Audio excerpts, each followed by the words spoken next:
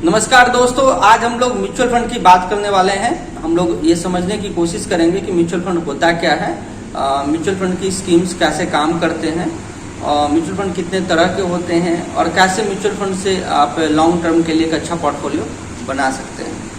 तो हम लोग जानने की कोशिश करते हैं कि म्यूचुअल फंड होता क्या है।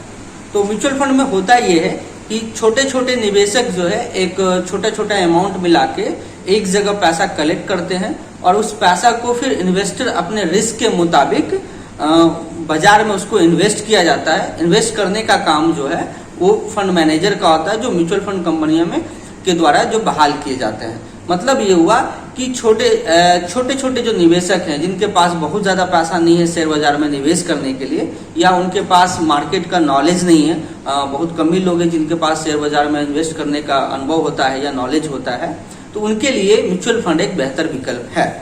अब हम लोग जानने की कोशिश करते हैं कि म्यूचुअल फंड कैसे काम करता है और म्यूचुअल फंड कितने तरह के होते हैं। तो साधारण भाषा में बात करें तो म्यूचुअल फंड में 3 तरह के स्कीम्स होते हैं। ऐसे बहुत तरह के स्कीम्स होते हैं, लेकिन जानने के लिए सामान्यतः हम लोग 3 तरह की स्कीम्स की बात करेंगे। एक स्कीम्स होता है जिसमें इक्विटी, जिसमें पैसा शेयर बाजार में लगाया जाता है।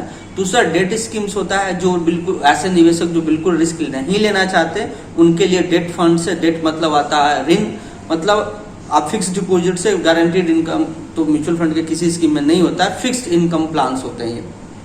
थर्ड आता है जो दोनों का मिक्स है, इक्विटी और हमारा डेट दोनों का मिक्स है, उसको हम लोग पहले की इसको बैलेंस फंड कहा जाता था, आज के समय में उसको हाइब्रिड फंड्स कहा जाता है। तो ये 3 तरह के म्यूचुअल फंड स्कीम्स होते हैं। अगर आप कैटेगरी में बांटोगे तो बहुत सारी कैटेगरी ने, हमारा जो म्यूचुअल फंड का रेगुलेटर है वो सेबी है, तो सेबी ने बहुत सारा कैटेगरी बना कर रखा है। हम लोग हर कैटेगरी में जानने की कोशिश करेंगे कौन कौन से आज के डेट में bill performing mutual fund schemes की बात हम लोग करेंगे। ये हम लोग वीडियो के लास्ट में आपको बताएंगे कि कौन कौन से स्कीम्स जो है अच्छा परफॉर्म करते आ रहे हैं। मैं एक चीज आपको क्लियर कर दूं कि जो भी मैं स्कीम्स का नाम ले रहा हूं वो अब तक अच्छा किए हैं, ये अच्छा करेंगे इसकी गारंटी कहीं भी आपको नहीं मिलता है, लेकिन पास्ट परफॉर्मेंस हम लोग देख के एक जज कर सकते हैं कि फ्यूचर में भी ऐसा परफॉर्मेंस करेगा। ऐसा है कि फ्यूचर का परफॉर्मेंस बहुत सारे फैक्टर्स पर डिपेंड करता है, मार्केट का परफॉर्मेंस पर करता है, फंड मैनेजर का परफॉर्मेंस पर डिपेंड करता है। फिर भी लंबी अवधि में एक अच्छा रिटर्न हम लोगों को म्यूचुअल फंड के रूट से मिल जाता है। जैसा कि मैंने आपको बताया कि म्यूचुअल फंड एक निवेश का अच्छा विकल्प है, तो हम लोग जानने की कोशिश करते हैं कि इसके क्या क्या फायदे हैं। तो सबसे पहला फायदा हमारा ये है कि बहुत ही छोटी सी रकम, एज लिटिल एज 100, आप 100 रुपये से भी म्यूचुअल फंड में स्कीम्स में निवेश कर सकते हैं। म्यूचुअल फंड की कुछ कंपनियां 100 रुपया SIP के रूट से आपको निवेश करने का मौका देती है। मैं ये बताऊंगा कि SIP होता क्या है, मैं आगे इसका चर्चा करूंगा। दूसरा हमारा फायदा क्या है कि जो इसमें निवेश का जो लागत है बहुत ही कम होता है, वो लगभग 1.5 से 2% होता है। हर स्कीम का अपना अपना एक्सपेंस रेशियो होता है, लेकिन ऑन एवरेज अगर माना जाए तो लगभग 1.5 से 2%, 2.5% तक मैक्सिमम इसका एक्सपेंस होता है। दूसरा हमारे उसके बाद तीसरा हमारे पास होता है कि एक्सपेंस रेशियो जो है, वो एक्सपेंस रेशियो का जो मैनेजमेंट है, मतलब उसको एक सीमा तय की गई है सेबी के द्वारा, और उसी सीमा के द्वारा फंड जितने भी म्यूचुअल फंड कंपनियां हैं उसी मुताबिक आपसे AMC हम लोग कहते हैं, एसेट मैनेजमेंट चार्ज कहते हैं उसको, हम लोग साधारण भाषा में कहेंगे फंड मैनेजमेंट चार्ज, वो कंपनियां वसूलती है। वो डिपेंड करता है स्कीम के साइज पे, जितना बड़े वो फंड का साइज होगा उतना ही फंड मैनेजमेंट चार्जेस, उसको TER हम लोग कहते हैं, टोटल एक्सपेंस रेशियो, वो उतना ही कम होगा। तो जो वेल एस्टेब्लिश फंड्स है वहाँ का उसका नॉर्मली एक्सपेंस रेशियो कम होता है। ऐसा नहीं है कि जिसका एक्सपेंस रेशियो कम होगा वो बहुत अच्छा फंड होगा, ऐसा नहीं है। फंड का परफॉर्मेंस टोटली डिपेंड करता है कि फंड मैनेजर का खुद का अप्रोच क्या है मार्केट के बारे में, वो डिपेंड करता है कि फंड ऐसा कैसा परफॉर्म करेगा। दूसरा क्या है कि कभी कभी ऐसा होता है कि जो इंडेक्स ही है, इंडेक्स इकोनॉमी का कोई भी खराब सिचुएशन होता है, उसके कारण मार्केट ही परफॉर्म नहीं करता है। तो म्यूचुअल फंड में निवेश करने का एक सबसे बड़ा चीज ये है कि हमको इक्विटी में, मान लो कि आप डायरेक्ट शेयर बाजार में निवेश करते हो और सेंसेक्स और निफ्टी का रिटर्न मान लो कि 12% आ रहा है, तो अगर 12 से ज्यादा आएगा तभी तो म्यूचुअल फंड कंपनी में हम पैसा लगाएंगे। अगर वो 12 से कम आएगा तो फिर आई डोंट थिंक कि म्यूचुअल फंड में लगाने की ज़रूरत है। आप सीधे जाओ निफ्टी को खरीद लो और पैसा जैसे निफ्टी में बिना दिमाग लगाए बढ़ सकता है। म्यूचुअल फंड कंपनियों में इंडेक्स फंड भी होता है जहाँ पे आपको कोई दिमाग लगाने की ज़रूरत नहीं है। वो ऐसे स्कीम्स होते हैं जिसमें सिर्फ इंडेक्स में पैसा लगाते हैं, तो उसको हम लोग इंडेक्स फंड कहते हैं। हम लोग का चौथा जो फायदा ये है कि आप पहले जज करो कि मेरा रिस्क एपेटाइट क्या है, मतलब हम कितना रिस्क लेना चाहते हैं। अब ऐसा है ना कि हमारे देश में हर तरह के लोग हैं, सबका अपना अपना रिस्क लेने की क्षमता है। अब कैसे क्षमता है आप समझ लो। रिस्क को कैसे एसेस करेंगे इस पर हम थोड़ा सा आपको बताते हैं। थोड़ा सा समझने की जरूरत है कि रिस्क हम कैसे एसेस करें। आप सपोज कर लो कि एक 25 साल का लड़का है ना, अनमैरिड है, अभी नई नई नौकरी लगा है और मान लो कि उसको 50,000 की सैलरी मिलती है, ठीक है। और एक ऐसा आदमी है जो 50 इयर्स का ओल्ड है, जिसके 2 बच्चे हैं, बच्चों का हाई एजुकेशन के वर्ज पे है, बच्चों की शादी भी करनी है और उनको एक रिटायरमेंट भी 60 साल में रिटायर होना उनको भी प्लान करता है। क्या लगता है कि दोनों का जो इन्वेस्ट करने का तरीका है एक होगा? बिल्कुल नहीं होगा। क्यों नहीं होगा? दोनों का रिस्क लेने की क्षमता एक होगी? बिल्कुल नहीं एक होगी। इसलिए नहीं एक होगी कि जो आदमी अभी जॉब स्टार्ट किया है तो उसके पास पूरी जिंदगी पड़ी हुई है कमाने के लिए। अगर आप ऐसे कर लो कि कोई आदमी 25 साल से स्टार्ट किया कैरियर का और 60 तक कमाएगा तो ही हैज 35 इयर्स, है ना, टू गेट दैट मनी। जो लेकिन 50 इयर्स में अभी जो कर रहा है उसके पास बहुत ज़्यादा समय नहीं है। दूसरा क्या है, उसकी सेविंग्स का प्रोपोर्शन उतना ही कम होता है। जब आप जवान होते हैं और आपके एक्सपेंसेस बहुत कम होते हैं तो उस समय आप ज़्यादा से ज़्यादा पैसा इन्वेस्ट कर सकते हैं। तो मेरी सलाह ये होगी कि आप जो इन्वेस्ट करने की जो आपकी जो हैबिट्स है, डिसिप्लिन है, वो आप जितना जल्दी जिस किसी आदमी में आएगा वो अच्छा वेल्थ क्रिएशन के लिए द मोस्ट चीज़ है डिसिप्लिन आप मेंटेन करें। दूसरा इंपॉर्टेंट ये है कि जितना जल्दी आप स्टार्ट करेंगे उतना ज़्यादा लंबी अवधि में आपको फायदा होगा। और जो हम लोग 8वां आश्चर्य की बात करते हैं, जो पावर ऑफ कंपाउंडिंग की बात करते हैं, वो पावर ऑफ कंपाउंडिंग का जो बेनिफिट है, आपको जितना समय आप दीजिएगा आप विश्वास नहीं कर सकते कि कितना फायदा आपको होता है। मैं कुछ वैसी म्यूचुअल फंड स्कीम्स का नाम बताऊंगा कि जो 1994 में स्टार्ट होता है 10 रुपये से और आज की डेट में उसकी वैल्यू क्या है। मैं इसका भी चर्चा आपको वीडियो के लास्ट में करूंगा। तो मैं बात कर रहा था जोखिम की। तो जोखिम क्या है कि हर आदमी का अपना अपना जोखिम लेने का। एक यंगर वर्ज में हम ज़्यादा रिस्क ले सकते हैं तो हम ज़्यादा से ज़्यादा इक्विटी स्कीम्स में पैसा लगा सकते हैं। और एक चीज़ याद रखिएगा, high risk high reward. Equity में हाई रिस्क है तो रिवार्ड भी बहुत ज़्यादा है। और अब भी हम लोग कंपेयर करेंगे कि अभी जो जैसा कि आप जान रहे हैं कि बैंक से एफडी का या पोस्ट ऑफिस का रिटर्न बहुत ही खराब हो गया है, 5% 6% पे है।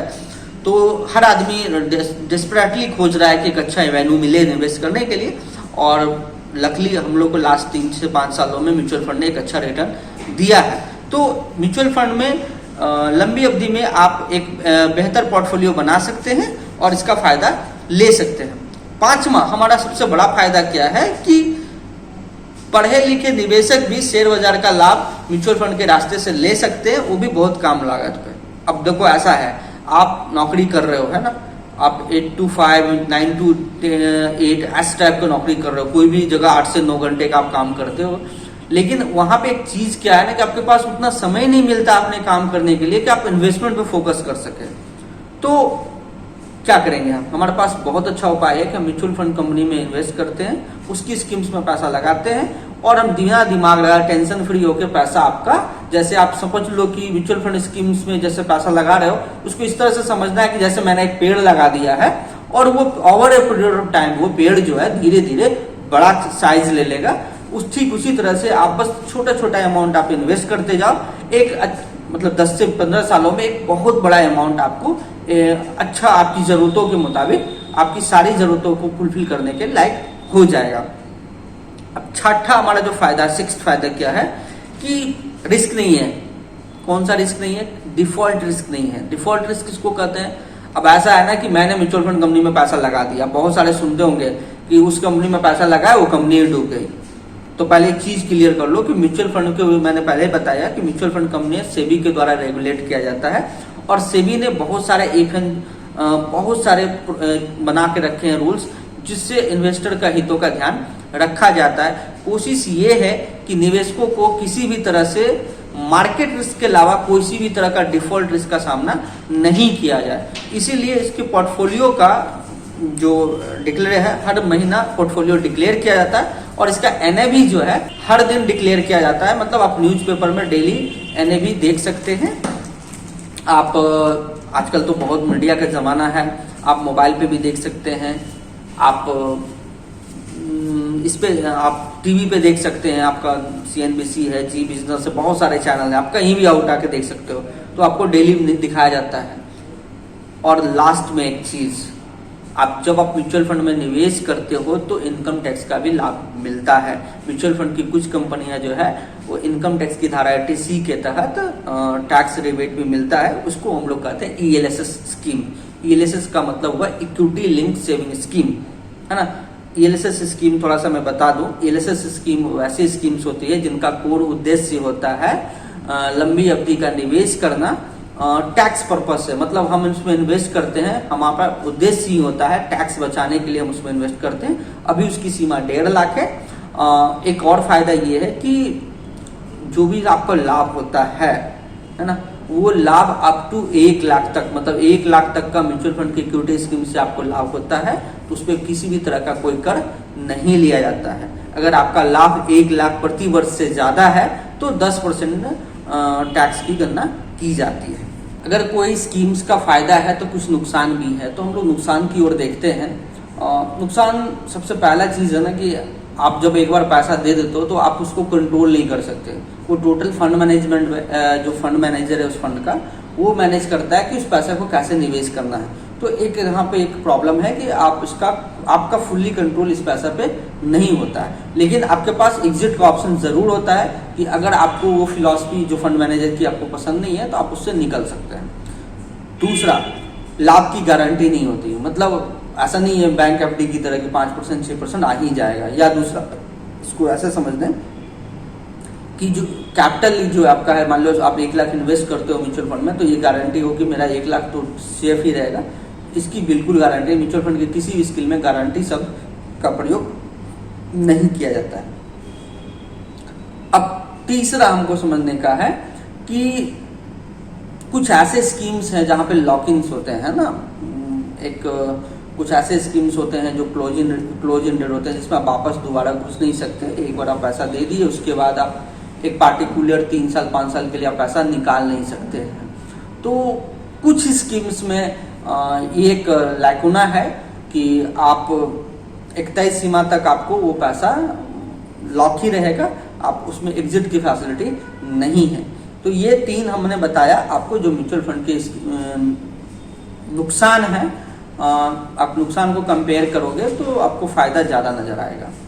अब ये सवाल उठता है कि म्यूचुअल फंड में निवेश कैसा किया जाए। एक्चुअली अगर हम लोग सारी चीज़ों को इलेबोरेट अगर बहुत करें तो बहुत लंबा वीडियो हो जाएगा। हम लोग थोड़ा सा उसको शॉर्ट में जाते हैं और हम लोग समझने की कोशिश करते हैं कि म्यूचुअल फंड में इन्वेस्ट करने का तरीका क्या है। तो बेहतर तरीका अगर आप लंबी अवधि के लिए निवेश करना चाहते हैं तो आप एक मुश्त भी पैसा म्यूचुअल फंड की स्कीम में निवेश कर सकते हैं।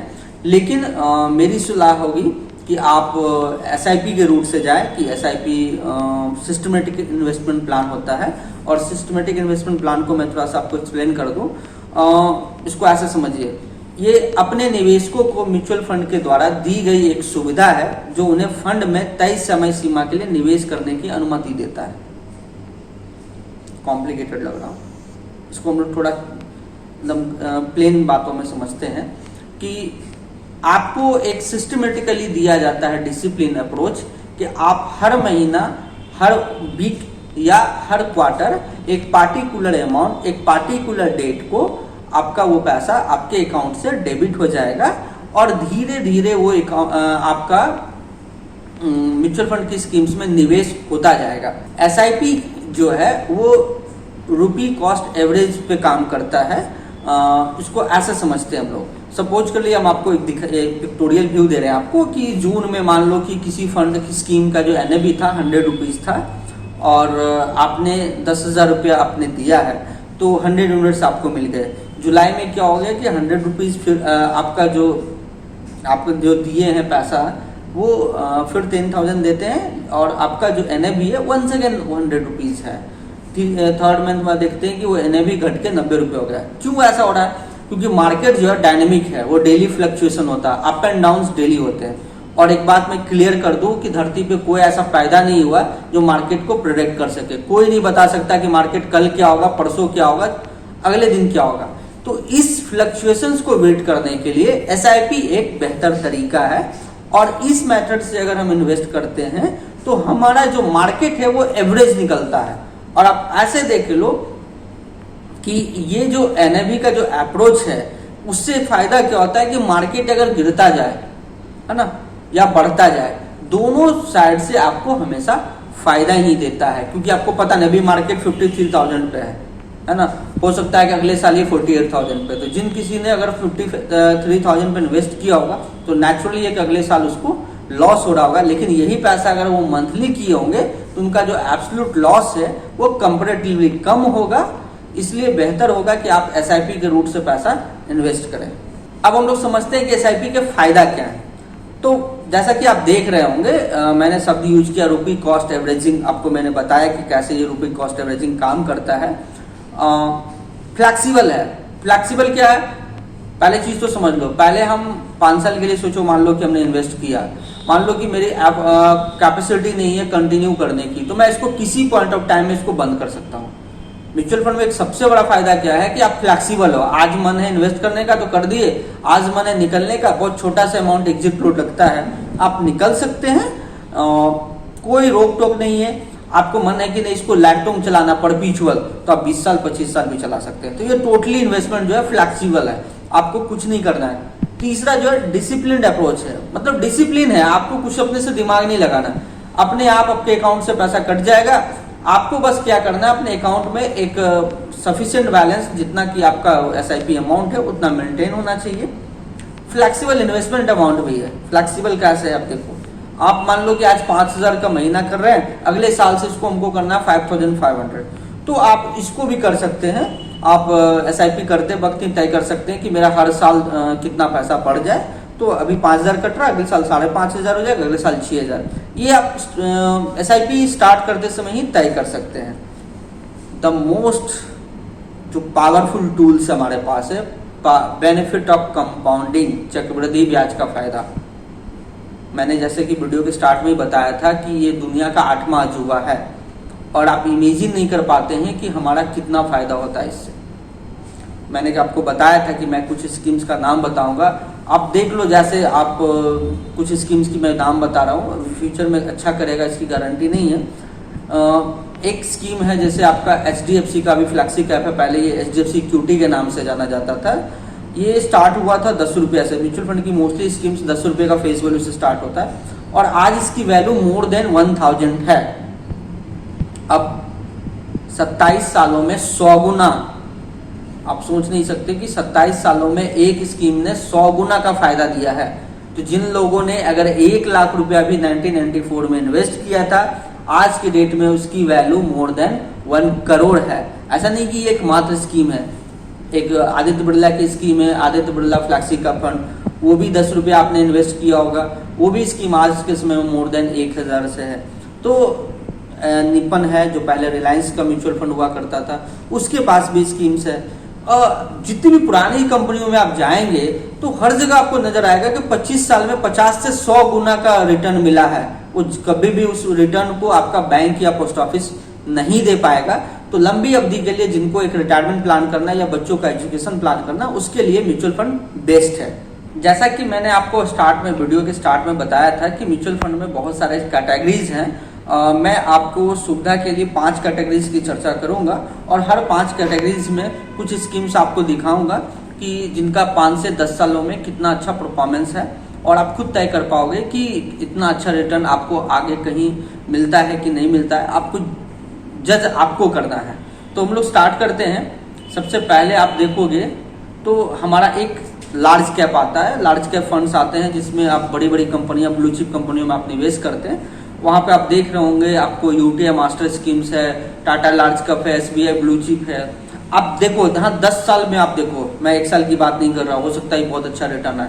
आप 5 साल और 10 साल का रिटर्न देखो। 5 साल का रिटर्न जो है यूटीआई मास्टर शेयर्स का 14% है। मोस्टली सारे स्कीम्स को आप देखोगे 12 से लेके 17 तक आता है, जबकि बैंक यही आपको 5 से 6 देता है।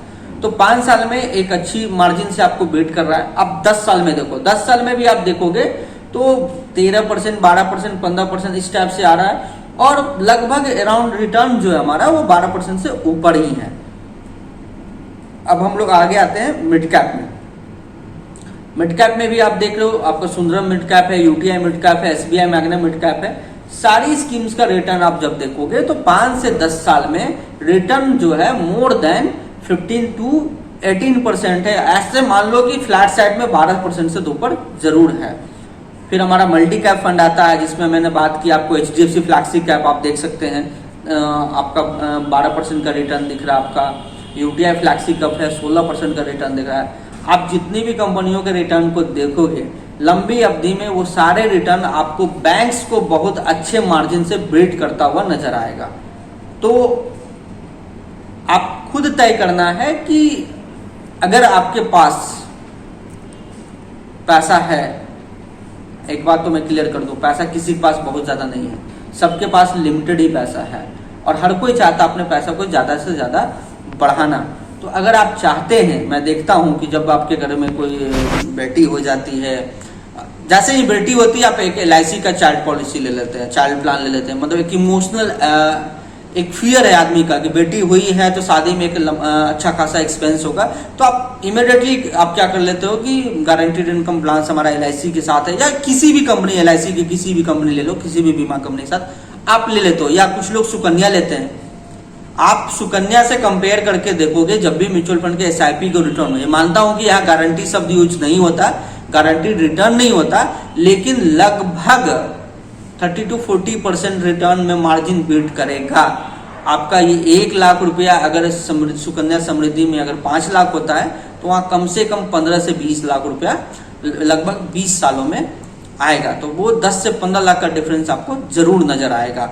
तो मेरी सलाह होगी आप लंबी अवधि के लिए म्यूचुअल फंड में निवेश करें, और बेहतर होगा कि आप SIP के रूट से निवेश करें, एकमुश्त पैसा डालने से बचे, और मुझे पूर्ण भरोसा है कि आपको एक बेहतर रिटर्न मिलेगा। और मार्केट में आप किसी भी कंपनी को, जो भी आपको स्कीम्स अच्छा लगे, मेरी राय होगी कि कोई भी प्रोफेशनल्स की आप मदद लीजिए जब भी आप स्कीम्स की चूज करने जाते हैं। क्योंकि प्रॉब्लम यहाँ भी है कि म्यूचुअल फंड की भी मोर देन 1000 से ज्यादा स्कीम है, उसमें से कौन सा स्कीम बेहतर चूज करना है ये बहुत ही टफर काम है। लेकिन मैं एडवाइस करूंगा कि आप 5 से 6 स्कीम्स को चूज करिए, ज्यादा स्कीम्स भी आपके लिए खतरनाक होगा।